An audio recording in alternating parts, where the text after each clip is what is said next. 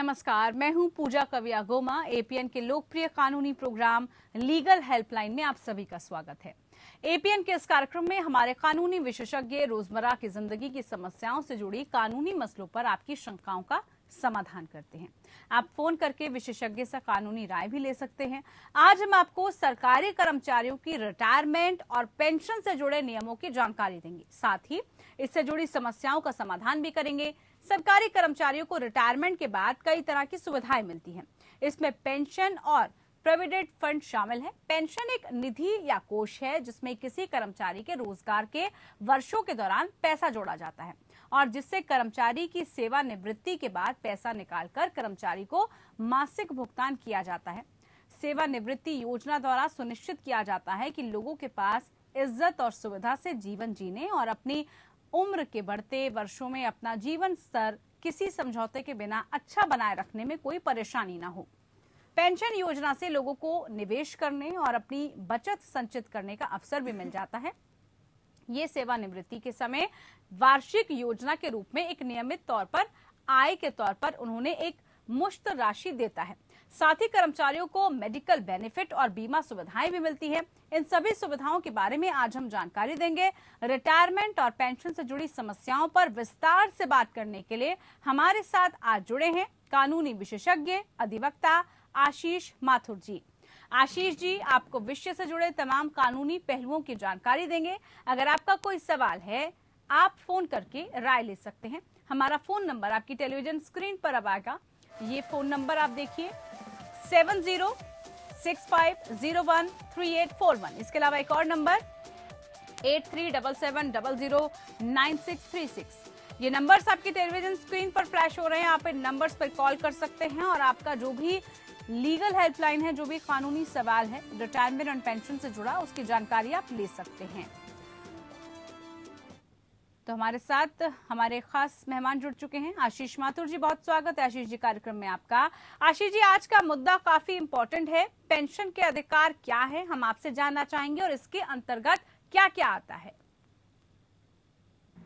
नमस्कार पूजा जी। पेंशन हमको हमारे देश में दो तरीके से डिवाइड होता है, सरकारी कर्मचारी और एक निजी कंपनियों में लोग जो लोग काम करते हैं उन लोगों के लिए। तो सरकारी कर्मचारी और जो प्राइवेट कर्मचारी हैं उनके लिए गवर्नमेंट, सेंट्रल गवर्नमेंट ने एक स्कीम बनाई हुई है, एम्प्लॉयज प्रोविडेंट फंड 1952, जिसमें वो अपना एक एम्प्लॉय अपने सैलरी से कुछ कंट्रीब्यूशन जमा कराता है उसमें, और साथ ही साथ जो सरकार है या हम कह सकते हैं प्राइवेट जो एम्प्लॉयर है वो उसमें अपना एक अंशदान जमा कराता है। उसका बेनिफिट उसको जब रिटायरमेंट होता है एम्प्लॉय आफ्टर 60 इयर्स के बाद, अभी रिसेंटली दोनों का वो रिटायरमेंट एज अभी चेंज करके 58 ईयर कर दिया गया है, तो उसके पेंशन वो वहां से प्रोवाइड ले सकता है, पेंशन ले सकता है उसका। इसके अलावा जो लोग काम नहीं करते हैं, जो इन सुविधाओं से नहीं जुड़े हुए हैं, उन लोगों के लिए national fund, national pension scheme है, जिसमें प्राइवेट तौर से आदमी अपना एक निजी वॉलंटरी जोड़ सकता है, पीपीएफ फंड के थ्रू अपने उससे जोड़ सकता है और उसका एक बेनिफिट ले सकता है। बिल्कुल, तो क्या इसका प्रोसेस है ये हमने जाना। Ashish ji, pension fund regulatory development authority act या पीएफआरडीए क्या है और किस संदर्भ में ये काम करता है?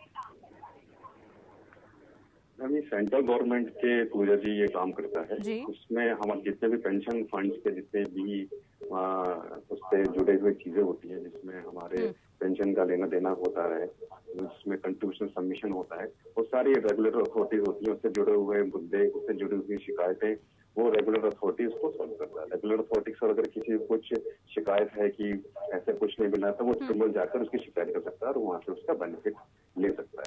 इसको एम्प्लॉय अपना, कर्मचारी अपना जाके।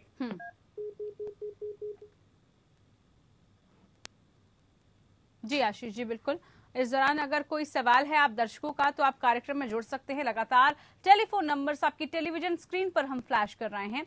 रिटायरमेंट के बाद जो पेंशन है वो आपको कैसे मिल सकती है, क्या कुछ इसको लेकर प्रक्रिया है, क्या कुछ प्रावधान है, इसको लेकर हम चर्चा कर रहे हैं। हमारे साथ खास मेहमान जी जुड़े हुए हैं। आशीष माथुर जी हमारे साथ लगातार जुड़े हुए हैं, जो तमाम सवालों के जवाब दे रहे हैं। और इस बीच जो तमाम दर्शक इस कार्यक्रम में जुड़ना चाहते हैं, अगर आपका कोई सवाल है, आप कोई लीगल हेल्पलाइन लेना चाहते हैं, तो कार्यक्रम में जुड़ने के लिए टेलीफोन नंबर्स लगातार हम फ्लैश कर रहे हैं। नंबर्स का इस्तेमाल कीजिए, हमारे साथ जुड़िए और अपने सवालों का जवाब लीजिए।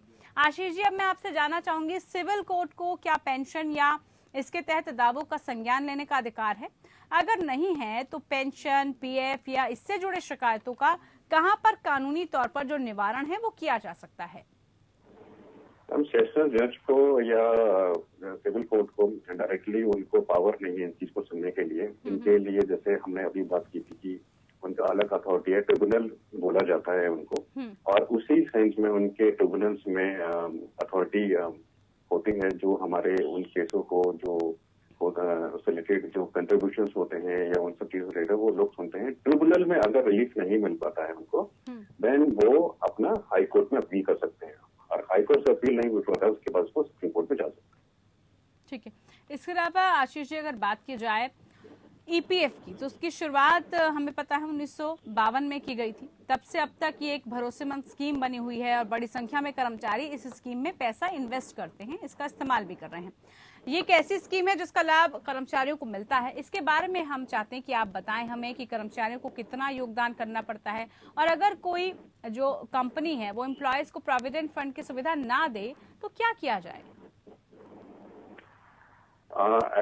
इसमें सबसे पहले तो एम्प्लॉयज प्रोविडेंट फंड में कुछ रूल्स हैं जिसके अकॉर्डिंग एक दोनों एम्प्लॉयज के लिए अगर एक सैलरी के अकॉर्डिंग हम बात करें, अगर वेजेस जो हमको एक तनख्वाह दी जाती है, 15,000 तक एक सीलिंग लिमिट डिपार्टमेंट ने उसमें रखी हुई है। 15,000 तक अगर किसी एम्प्लॉय की सैलरी है तो उसको अंशदान देना होता है अपना 12% देने के बाद उतना ही कंट्रीब्यूशन उसके मालिक एम्प्लॉयर को देना पड़ता है। इसमें हम हर महीने 15 तारीख तक उसकी कंप्लाइंस जमा करवाते हैं। At the time of joining employee का एक केवाईसी किया जाता है जिसमें उसका आधार नंबर, उसका पैन नंबर, उसके अकाउंट की डिटेल ली जाती है। उसी के साथ साथ उसकी फैमिली की डिटेल ली जाती है और उस डिटेल्स को वहां पर रजिस्टर किया जाता है। जैसे जैसे वो अपना काम आगे तौर पर बढ़ता चला जाता है, उसी तरीके से उसको कंट्रीब्यूशन उसका जमा होता चला जाता है एम्प्लॉयर के द्वारा, और एम्प्लॉयर उस चीज को सबमिशन करता था। अगर कोई एम्प्लॉयर उसका डिडक्शन करता है सैलरी से और अपना हिस्सा जमा नहीं कराता है तो सेक्शन 7A में ईपीएफ एक्ट में उसके खिलाफ कार्रवाई की जाती है। इसी के साथ साथ क्रिमिनल एक्टिविटी में भी सीआरपीसी में उसमें प्रोविजन दिया गया है, और उसके ऊपर क्रिमिनल एक्टिविटी का भी प्रोविजन है जिसमें उसके क्रिमिनल एक्टिविटी चलती है वो सिविल कोर्ट में चलती है। आशीष जी, लेकिन ये भी देखा गया है कि खासतौर पर जो प्राइवेट कंपनीज होती हैं वहां पर पीएफ वगैरह की कोई सुविधा नहीं मिलती है। ऐसे में जो एम्प्लॉय है वो क्या कर सकता है, उसके पास क्या हथियार रह जाता है? क्योंकि जब कंपनी पीएफ काटेगी ही नहीं तो वो जमा कैसे होगा? ज्यादातर जो निजी कंपनियां हैं, प्राइवेट कंपनियां हैं, उसमें क्या होता है पूजा जी कि जो 15,000 रुपए से लोग ऊपर काम आते हैं उनके लिए भी एक वॉलंटरी उसमें कंसेंट प्रोविजन दिया गया है पीएफ एक्ट में। उसमें प्रोविडेंट फंड में अपना कंसेंट लेकर अगर मालिक और एम्प्लॉयर और एम्प्लॉय दोनों अपना एग्री होते हैं तो उसमें अपना कंट्रीब्यूशन सेम। ठीक है, एक दर्शक हमारे साथ जुड़ गए हैं, बनारस से हमारे साथ जुड़े हैं, पवन कुमार है। पवन कुमार जी नमस्कार, क्या सवाल है, पूछिए। नमस्ते मैडम जी बोलिए। मैडम मैं बनारस से बोल रहा हूँ, पवन कुमार श्रीवास्तव। सर ये सवाल है कि जैसे विधायक और ग्राम प्रधान, पार्षद, इन लोग का पेंशन है और हम लोग का पेंशन नहीं है, तो उसमें पूछना था कि हम लोग एम्प्लॉय हैं, कोरोना योद्धा में इतना काम किए लेकिन हम लोग को पेंशन नहीं मिल रहा, तो क्या सरकारी नौकरी में पेंशन काम करने के बाद पेंशन मिलेगा या नहीं? बिल्कुल बिल्कुल श्रीवास्तव जी, आपको आप जिस संस्था के साथ जुड़े हुए हैं, जिस कंपनी से आप जानते होंगे कि आपका अगर सरकारी से जुड़े हुए हैं तो आपका एक फंड डिडक्शन होता होगा सैलरी से प्रत्येक माह पर, और वो फंड जमा आपका कंट्रीब्यूशन जमा होता रहता है फंड में।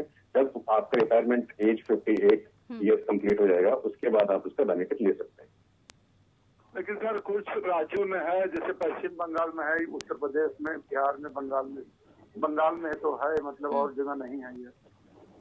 किस डिपार्टमेंट में आप ये भी कंप्लीट कर दीजिए। स्वास्थ्य मैडम, उत्तर प्रदेश स्वास्थ्य एवं परिवार कल्याण।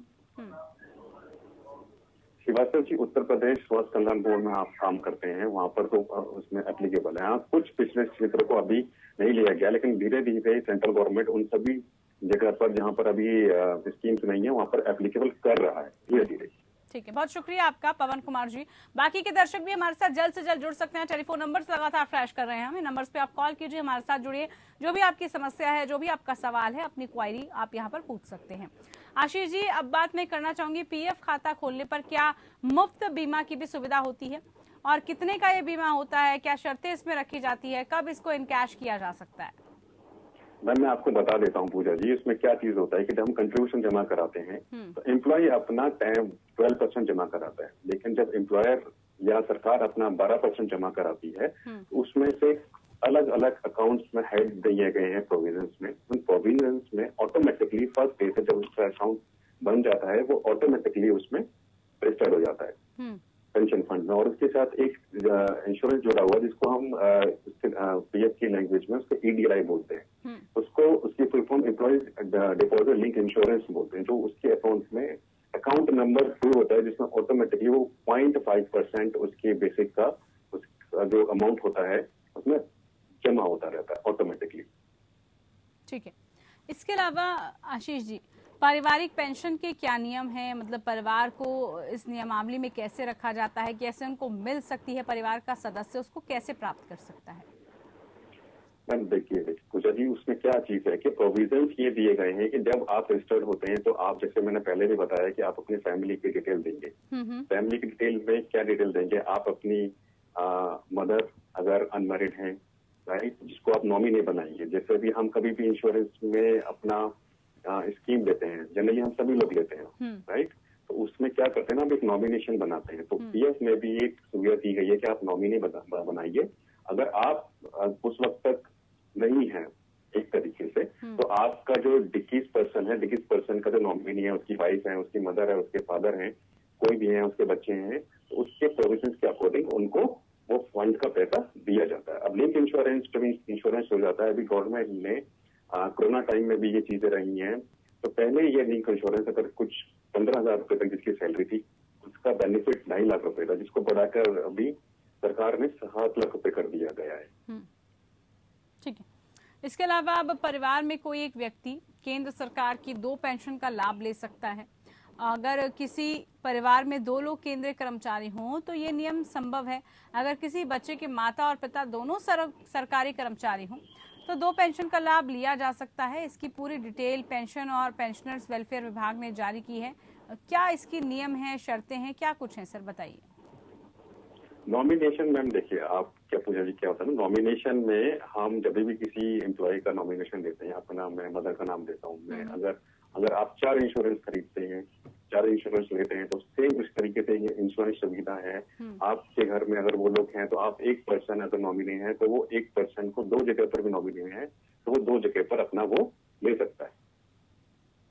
ठीक है, बड़ी महत्वपूर्ण जानकारी आशीष माथुर जी आपसे मिली है। लीगल हेल्पलाइन में आपने लोगों की समस्या का समाधान भी किया। बेहद शुक्रिया आपका, आप कार्यक्रम में जुड़े और आज हमने बात की कि कैसे जो कर्मचारियों की पेंशन है उनका फायदा, उनके बेनिफिट्स उनको मिल सकते हैं। उम्मीद करते हैं आपके जो तमाम सवाल होंगे उसके जवाब आपको मिले हों। फिलहाल के लिए आज के इस खास कार्यक्रम में इतना ही। मुझे दीजिए इजाजत, नमस्कार।